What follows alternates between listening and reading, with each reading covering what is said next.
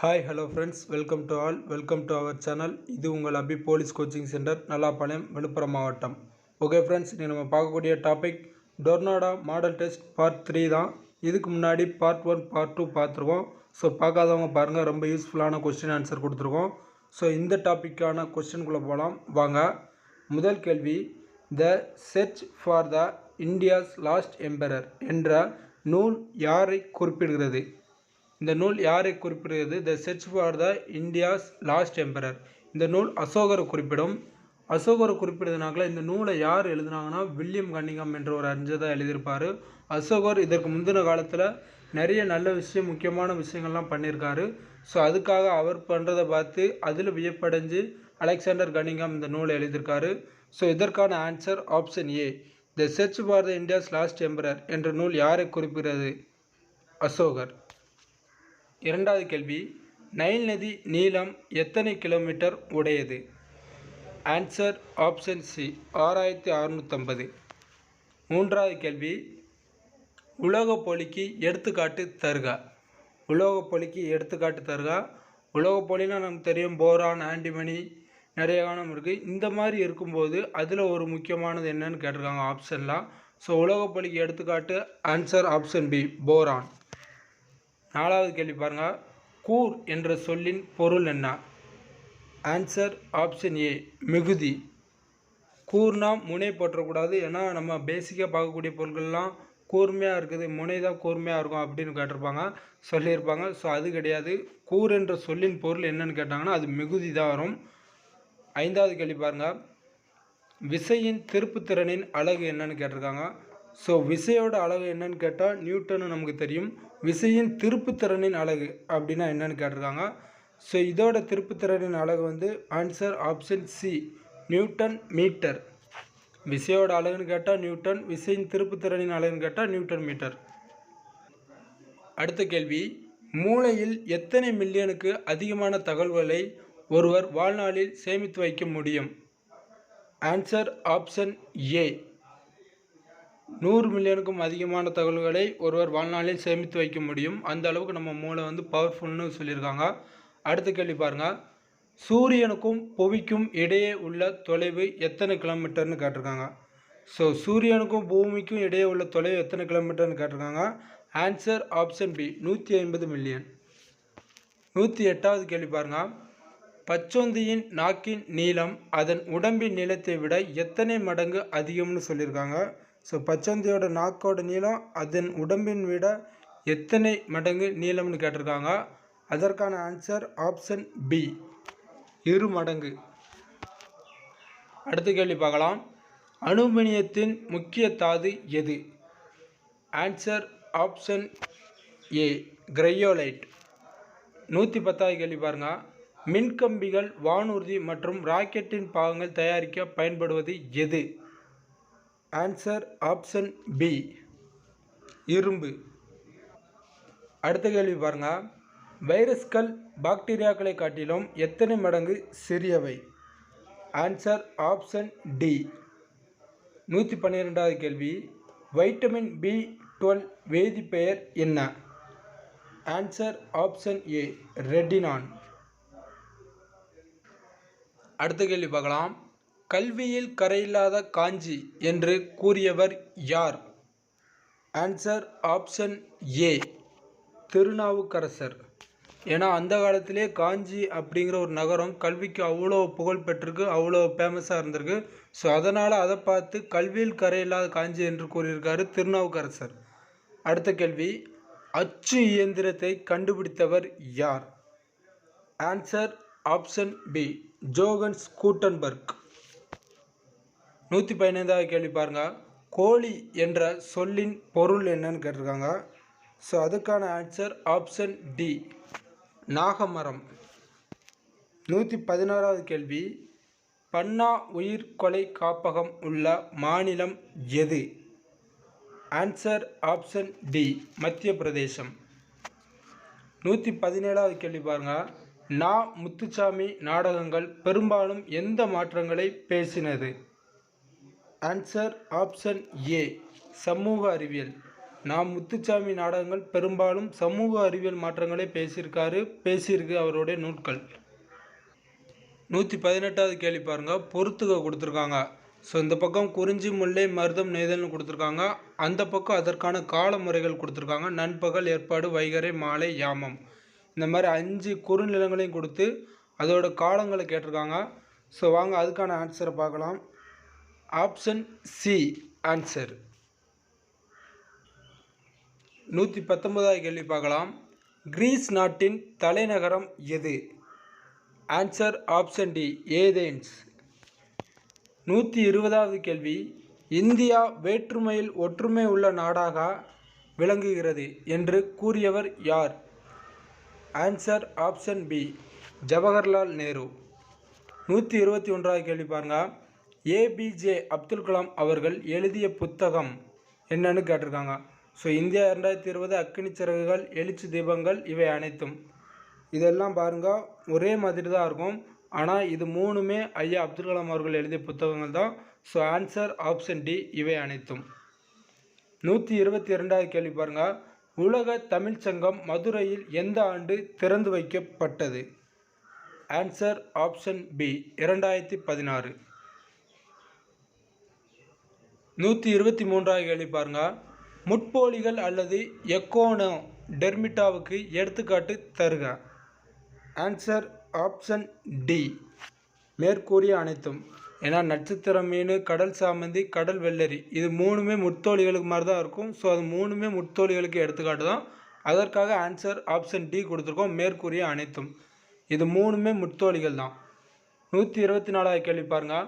பின்வரும் மாநிலத்தின் கல்வி அறிவு தேசிய கல்வி அறிவு விகிதத்தை காட்டிலும் அதிகமாக உள்ளது? பின்வரும் எந்த மாநிலத்தோட கல்வி அறிவு தேசிய கல்வி அறிவு விகிதத்தை காட்டிலும் அதிகமாக உள்ளதுன்னு கேட்டிருக்காங்க. So answer option D Tamil Nadu. 125வது கேள்வி. புக்கர் பரிசு வென்ற முதல் இந்திய பெண் யார்? Answer option C Arundhati Roy. 126வது கேள்வி. நியூக்ளியன்கள் என்பது எதனை கொண்டது? ஆன்சர் ஆப்ஷன் சி புரோட்டான்கள் மற்றும் நியூட்ரான்கள். இதில் நம்மளை குழப்பதுக்காண்டி புரோட்டான்கள் மற்றும் எலக்ட்ரான்கள், நியூட்ரான்கள் மற்றும் எலக்ட்ரான்கள், நியூட்ரான்கள் மற்றும் பாலிஸ்ட்ரான்கள், புரோட்டான்கள் மற்றும் நியூட்ரான்கள் எல்லாம் கொடுத்துருப்பாங்க. ஸோ நம்ம கன்ஃபியூஸ் ஆகக்கூடாது. நமக்கு தெரியும் ஆன்சர் என்னென்னு கரெக்டாக கிளிக் பண்ணணும். 127வது கேள்வி பாருங்கள். உயிர்வழி தோற்ற விதி அல்லது வழிமுறை தொகுப்பு கொள்கையை வெளியிட்டவர் யார்? Answer option D Ernst Haeckel. 128வது கேள்வி. முதல் தரைன் போர் நடைபெற்ற ஆண்டு? Answer option C. 129வது கேள்வி பாருங்கள். நீலரத்தின நிறகடல் நீர் காணப்படும் கடற்கரை? ஆன்சர் ஆப்ஷன் சி கலிபோர்னியா நீரோட்டம். தனுஷ்கோடி. 130வது கேள்விக்கு தான் வரும். இந்தியா பெருங்கடல் நீரோட்டத்தின் பெயர்? ஆன்சர் ஆப்ஷன் டி மேற்கு ஆஸ்திரேலியா நீரோட்டம். 131வது கேள்வி. இந்தியா அரசியலமைப்பின் எந்த பகுதி தேர்தல் ஆணையத்தை பற்றி கூறுகிறது? ஆன்சர் ஆப்ஷன் பி பகுதி 15. 132வது கேள்வி. தலைவன் வருகைக்காக தலைவி காத்திருந்தால் எந்த திணை? ஆன்சர் ஆப்ஷன் ஏ முல்லை. 133வது கேள்வி. பாரோமீட்டரை கண்டறிந்தவர் யார்? ஆன்சர் ஆப்ஷன் ஏ டாரிசெல்லி. 134வது கேள்வி பாருங்கள். திருக்குறளில் இடம்பெறும் இரு மலர்கள் யாவை? ஆன்சர் ஆப்ஷன் சி அனிச்சம் மற்றும் குவளை. இதில் அனிச்சம்ங்கிற வார்த்தையை மட்டுமே பாருங்கள் 3 ஆப்ஷனில் வந்திருக்கு. குவளைங்கிற வார்த்தை ஆன்சரை தவிர ஒரு வார்த்தையில் வந்திருக்கு. ஸோ அதை பார்த்து நம்ம கன்ஃபியூஸ் ஆகக்கூடாது. கரெக்டாக கிளிக் பண்ணணும். அனிச்சம் மற்றும் குவளை. 135வது கேள்வி. உலகின் மிகப்பெரிய வளைகுடா எது? Answer option C Mexico. அடுத்த கேள்வி பாருங்க. மேதி என்ற சொல்லின் பொருள் எது? ஆன்சர் ஆப்ஷன் பி எருமை. 137வது கேள்வி. துணைப்படை திட்டத்தை ஏற்றுக்கொண்ட முதல் நாடு? Answer option D, Hyderabad. 138வது கேள்வி பாருங்க. நச்சவரம் என்ற சொல்லின் பொருள் காண்க. ஆன்சர் ஆப்ஷன் பி, விடமுள்ள பாம்பு.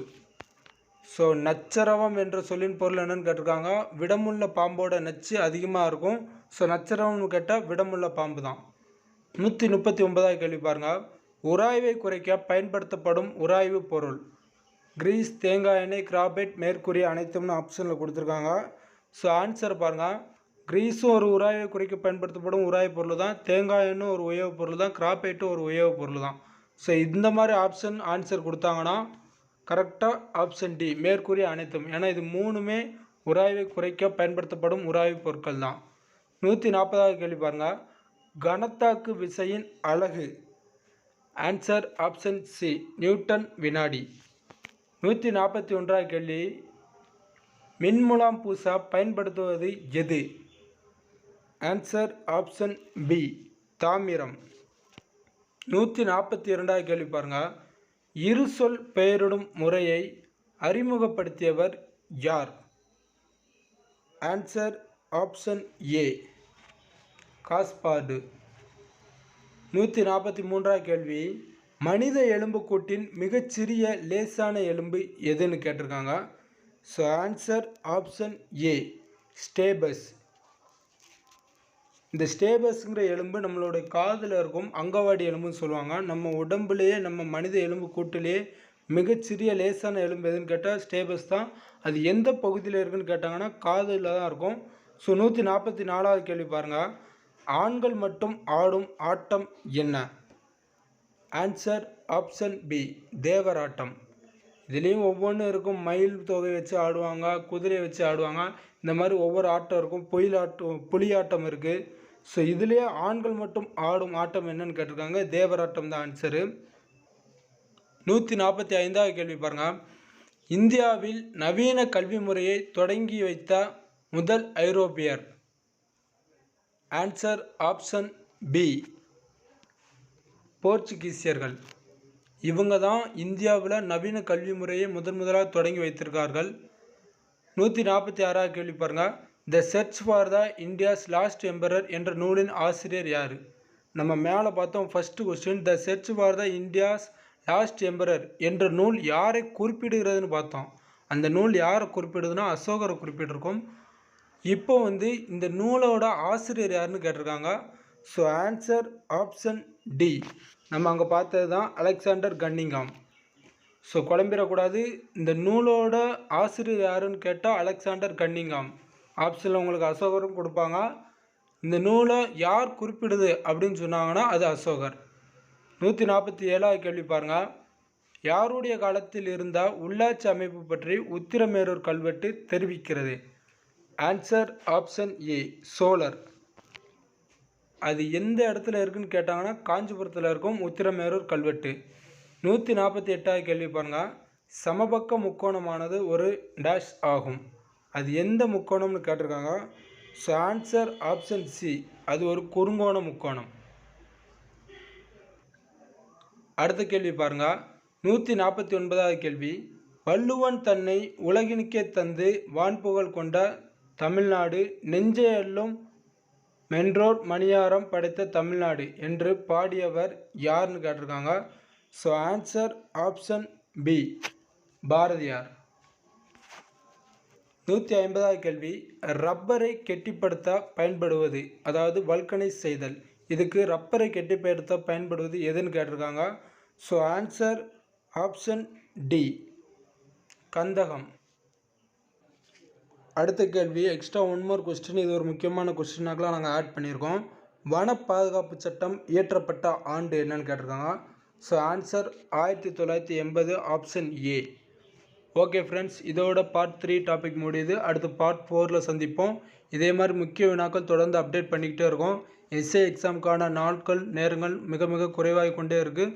ஸோ அதுக்காக முயற்சி பண்ணுங்கள், நல்லா பண்ணுங்கள், நல்லதே பண்ணுங்கள். All the best. நன்றி, வணக்கம்.